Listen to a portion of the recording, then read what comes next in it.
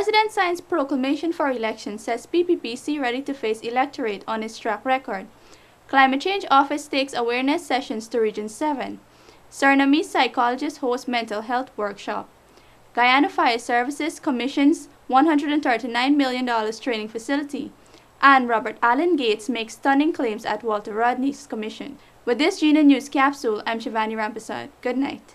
President Donald Ramotar has signed a proclamation to formally announce May 11, 2015 as the day for the next general and regional elections in Guyana. The president is confident of returning the People's Progressive Party to the office with a campaign based on the political party's track record.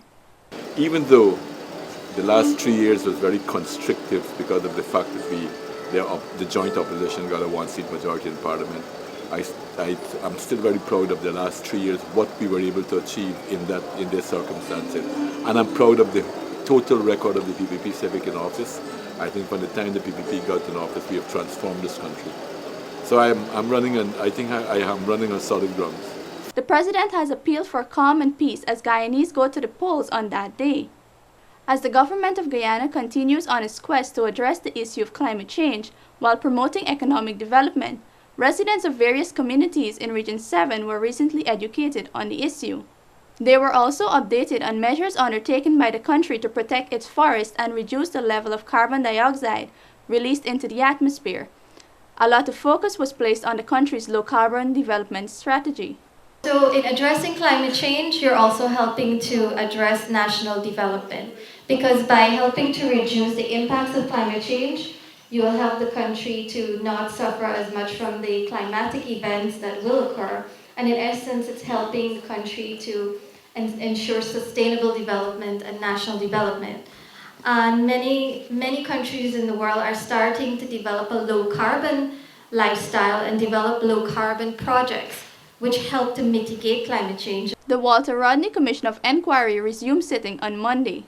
Witness Robert Allen Gates named former Police Commissioner Laurie Lewis, former head of the Guyana Defense Force Norman McLean, and former crime chief and head of the Criminal Investigations Department of the Guyana Police Force Cecil Skip Roberts as vital players in a deadly PNC state plot to assassinate Dr. Rodney.